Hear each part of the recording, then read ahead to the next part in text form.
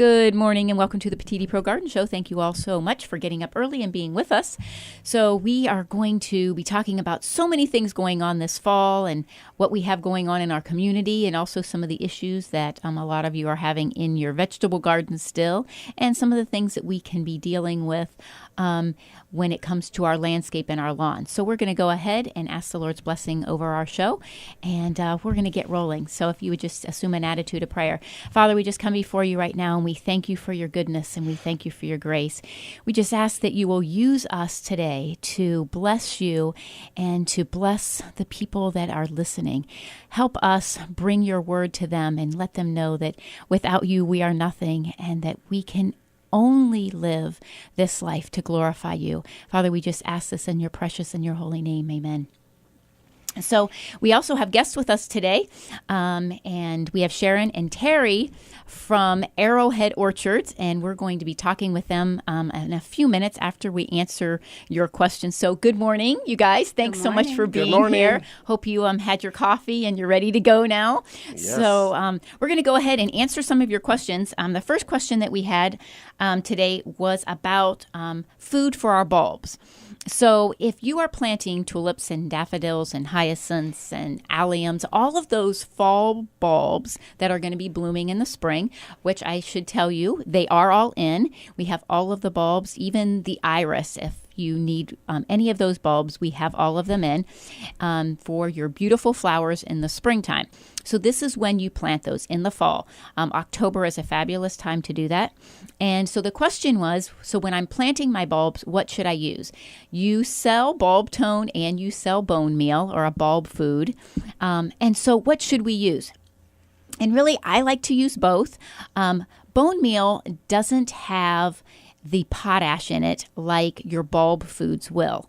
But bulb tone is great also to help them bloom, but your bone meal is just going to give them a lot of phosphorus. It's really going to help that root system get established. So I really like to use the bone meal in the fall to get the root system established, and then early in the spring, I like to use the bulb tone, because as the stem starts to grow, that additional potash that's in the bulb foods have that potash to help that stem be strong, especially on ones that have a really big head, like your hyacinths and your alliums, especially the alliums, because they get so tall, they really need a very strong stem to hold that big allium bulb head that's up.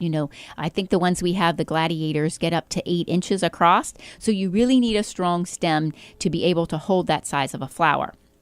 So that's why I really like to use a bulb food, but I really like to use the bone meal to get them established in the fall. So really, I would recommend using both, and it's going to help you have strong stems and beautiful flowers, and the plant will do wonderfully for you.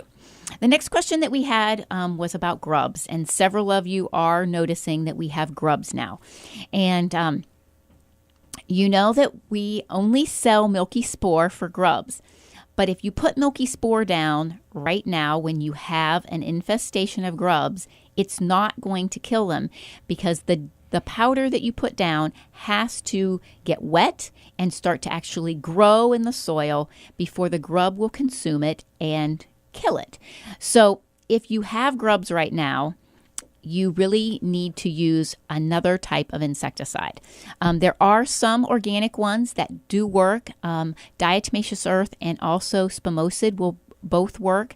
You're going to need a lot of product. And instead of using Grub-X or one of those type of products, which I don't love to have, because if other animals eat the Grub-X, and some of them do, it can cause them some adverse effects. So getting that's why I always tell you, getting that milky spore down early in the season so that it has spread and grown when the grubs start to get bad is always the best idea. But getting it down as soon as you can is definitely going to help control those grubs next season. So right now, go ahead and put down your milky spore so it will start working. Hopefully we get some rain soon. We haven't had any rain in a while. At least the temperatures are cooler, so it won't be a killer while you're out there trying to put it down in the yard. But if you can water it in, it's going to start activating much more quickly if you can water it in. and but use one of the other products to kill the grubs right away. You are going to, if you use the dust forms of the diatomaceous earth or the Captain Jack's, you will have to use it at a little bit heavier rate than you're normally used to of dusting other caterpillar insects. But it will work, and then you can go ahead, do your overseeding, do an additional fertilization in those spots. And remember, if you use compost over top of your grass seed instead of straw, it will germinate more quickly because that dark compost will hold the heat of the day into the soil at night, and the seed will germinate more quickly. And also the other nice thing is you don't have to clean up the compost. It will just decompose into the soil. You don't have to rake it up later like you would have to do the straw. So those are a few big issues that we have been dealing with this week, and a lot of you have had those questions. We do want to tell you about some of the things that's going on. Today, the Canton Farmers Market's going on, the North Canton Farmers Market's going on, and also the Alliance Farmers Market's going on. I think all of the markets have today and one more Saturday before they close up for the year. And when they do, the first Saturday of November, we will be starting our regular winter indoor farmers market that runs 9 to noon in the greenhouse. Now, we are having our fall festival at the store like we always do on October 21st, just in a few weeks. And about 90% of the vendors that will be attending the winter indoor farmers market will be at the market at the fall festival, acting as vendors that day also. So if you want to get a taste of what the farmers market's going to be like all winter, also come to the fall festival. Our festivities will run from 9 a.m. till 4 p.m. We have a little haunted maze. We do a little hayride. Everything's on a much smaller scale than you guys are doing at Arrowhead, but we only do it one day from 9 to 4. And so it's a lot of fun. Kids can visit all of the animals, but you'll also get to see what all the farmers market vendors. I want to remind all of you about tomorrow. Tomorrow is the Drive It Yourself Farm Tour, sponsored by the Stark County Farm Bureau. We will be having 3 stops, and they are at Berry Cheese at 6544 Paris Avenue. We will be meeting at Beach Mennonite Church, which is at 10037 Easton Street. We'll be parking in their parking lot and then taking a hayride down to Berry Cheese, where we'll be doing our tour and all the events down there. Also, Beach Creek Botanical Gardens at 11929 Beach Street in Alliance, which is not far away at all. And also the new Pegasus Farm Military Family Center at 5494 Meese Road in Louisville. So those are our 3 stops. You're going to drive it yourself in between the 2. It's a lot of fun. Each stop will have unique things. Beach Creek is going to have some wonderful things for the kids. Berry Cheese is where the Cattlemen's Association will be giving out their awards for the year. They're going to have some amazing burgers. So this is going to work really well with you guys. So you can stop by a couple of the farm tour events and then head on over to Arrowhead. Sounds great. Yeah, exactly. You guys are going to be very busy. And you've been very busy the last couple of weeks. The weather has held out for you, so you've had busy weekends. And you are going through, what weekend is your last weekend? Sunday, October 22nd is your last day. Yeah. So what they can do is come to our fall festival on the 21st, visit us, and then come on over and visit you guys again. Yes, so that'll be a lot of fun. But you guys are also doing a little bit different things, not just the weekend for the whole family. You're also doing programs with some schools. And let some of our listeners know, because I know that there are some schools that probably haven't planned their field trips or their outings yet that still might want to learn about what you're doing throughout the week. So what do you guys do throughout the week with the kids? We do have school tours at Arrowhead Orchard during the week, and usually between 8:30, 9 o'clock, the schools will start coming in, and we have some that can stay till 3 in the afternoon, but they have a window, and it's usually 3 hours that they're there. Uh-huh. We take them on a hayride. We teach them about apples in the orchard and the trees, and we take all school ages. And then they get to enjoy the fall activities that have been set up by our son Curtis. that people come in on the weekends. So, that's kind of what we're so doing. they can have a lot of fun. Now, do you have days that you're full that they? Oh, definitely. You have a lot of days that's A full. lot of Fridays. A lot of Fridays. Okay. Yeah, Fridays. All are right. Right. full. And so, like private schools, public schools, all of them are coming.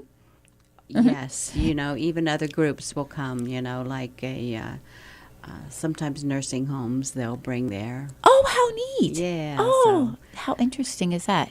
people that want to come out and see what's going on in the orchard. Right. Boy Scouts, Cub Scouts, Oh, Yeah. Girl right. Scouts, Girl Scouts. Oh, yeah. organizations. Yeah. So, do you do things like after school hours as well? During So- the week we try. Not to. It's Not on to the do weekends that. we have like bonfires or whatever organizations or church groups that come out and want to have a Like on hot Friday or dog roast. Saturday night? Right. Oh, how cool. Yeah. Okay, that would be great. So, like if there was a preschool that wanted to come, is it appropriate for preschool age, like 3 and 4 year olds as well? Oh yes, yeah. So there's enough 3, for 4, 5, 10, 11, 12, all those ages.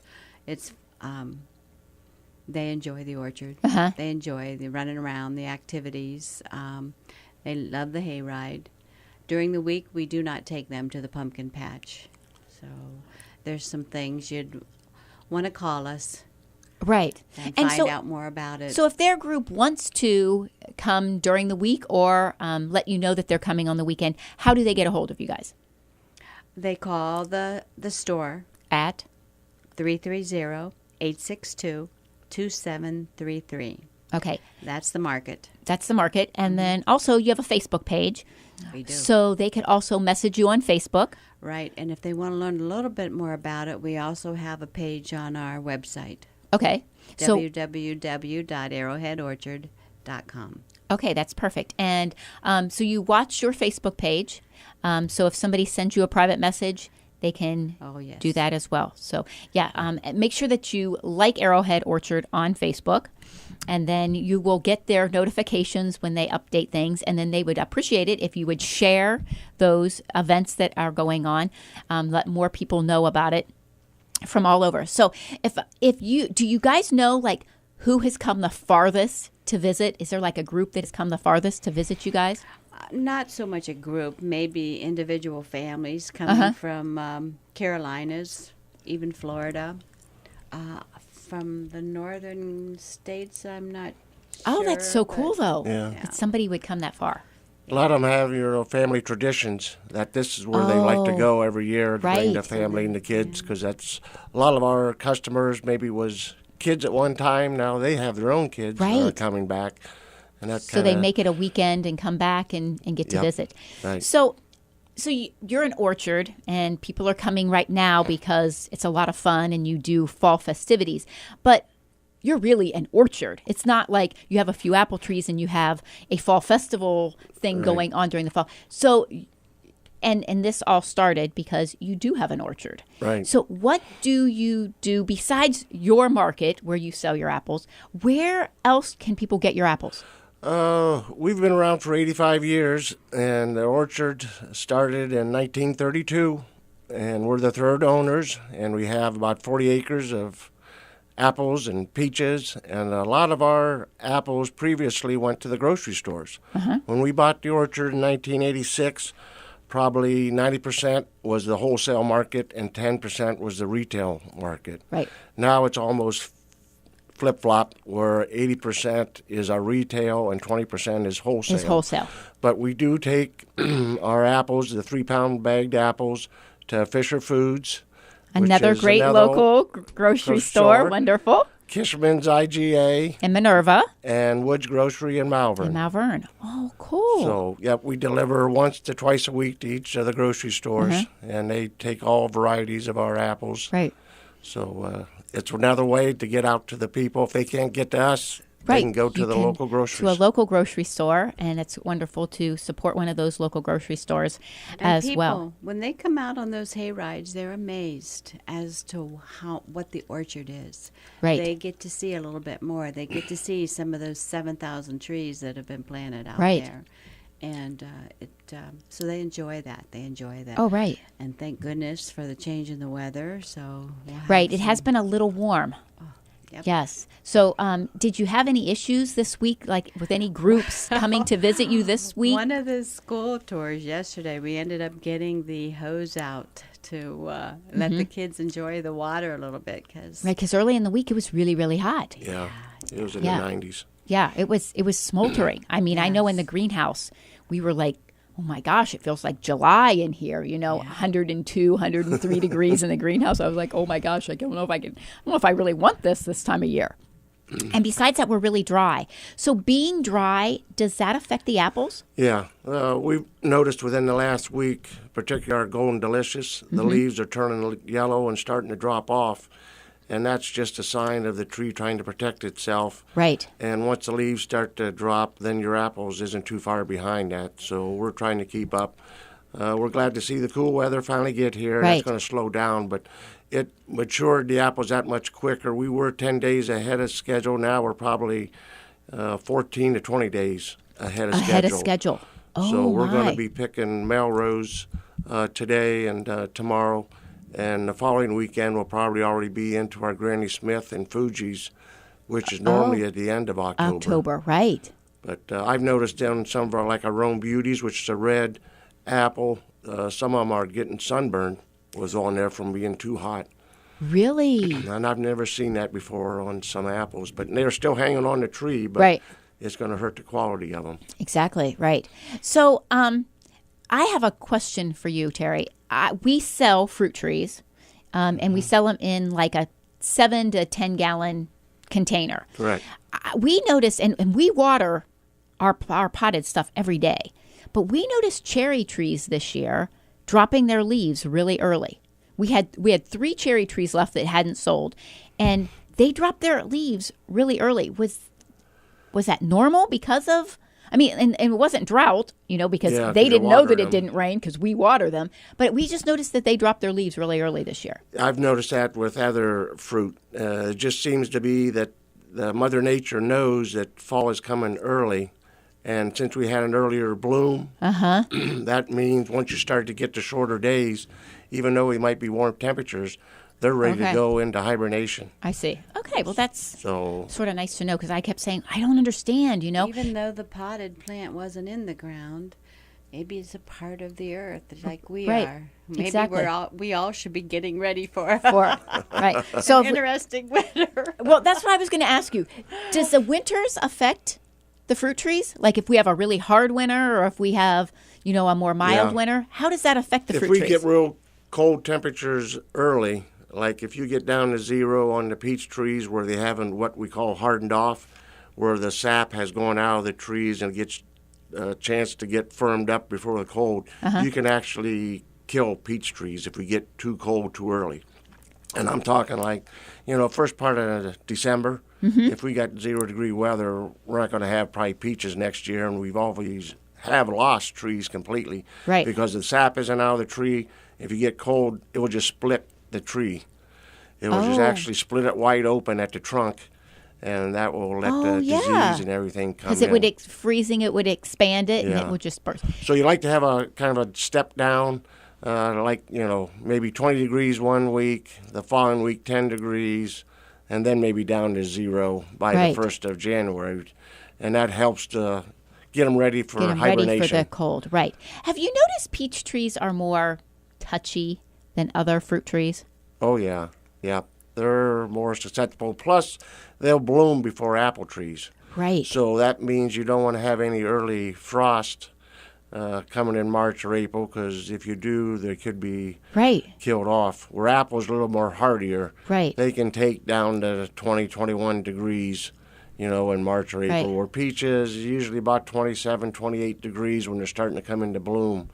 Yeah. They could kill them off. It's amazing. I have one peach tree, and I lost all my blooms year after year after year. Finally, the last 2 years, I'm like, I don't care.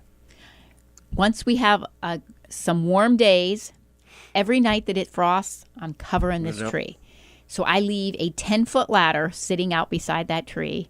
I have all of these blankets that I cover it with. I mean, not that I don't already look like the Beverly Hillbillies at my place anyhow, but I have this big tree. Thank goodness it's in the back of the greenhouses, and I cover it every night. And people are like, "Why are you doing that?" I'm like, you know what? I am not sacrificing my peaches again. Yep. Because I only have one tree. I am not going to. And this year I had so many peaches because of doing that I had limbs break. Yep. But we did too, and we didn't do that. But the peaches, I should have sacrificed more so that they wouldn't have been so heavy. Yep. But taking some of those little peaches off. I needed to do more. What is it? How many? 9 inches? At least 6 inches apart, every peach. So sometimes we've had where you've had maybe 25 or 30 peaches within a foot. Yes. And you got to take 28 of those off. Yeah. And that's it's heartbreaking. Oh, isn't to it? do It's that. so heartbreaking. You're like, oh, I can't do this. I can't do this. I know it's amazing.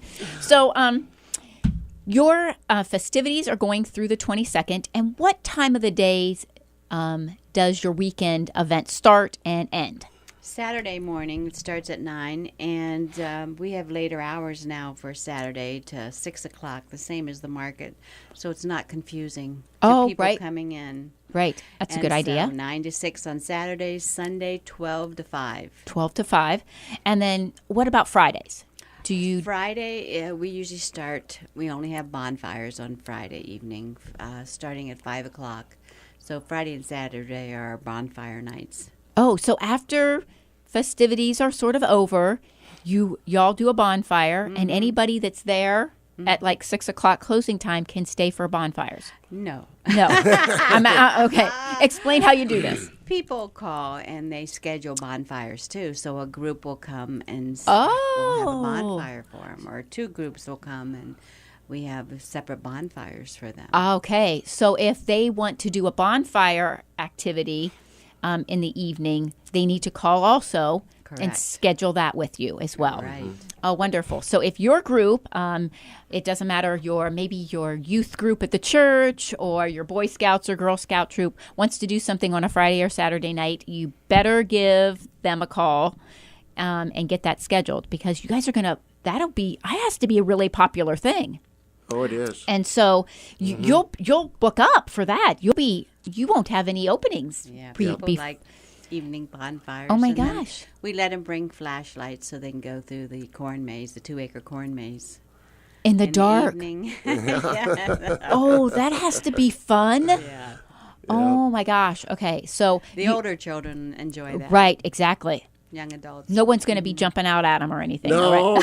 No. We leave that. That's why our last day is October 22nd, because the Halloween weekend, we leave that to others. I see. I see. Wonderful. Okay, so if your group would like to have a bonfire on a Friday or Saturday night from now through the 21st of October, you can give Sharon and Terry a call at 330-862-2733. And that's the same number that they're going to use if they want to get their group scheduled in for during the week. And during the week, what times do you have available that someone could schedule?